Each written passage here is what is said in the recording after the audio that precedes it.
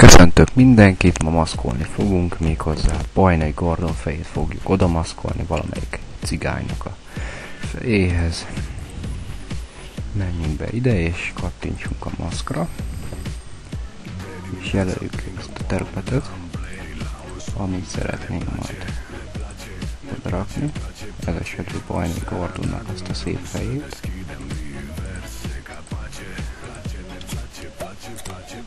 Nagyon nehéz kijavítani, úgyhogy ügyeljünk rá, hogy jól csináljuk.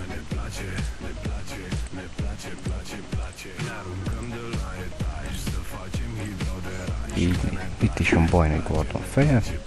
Menjünk vissza a positionbe, vegyük kicsit kisebbre. Jól már rakjuk ide a cigányokat. Rendben. És akkor mondjuk el erre ez a széphez. Kicsit még kisebbre, hogy beleilleszkedjen a képbe. Így. Kész is van. Gyönyörű.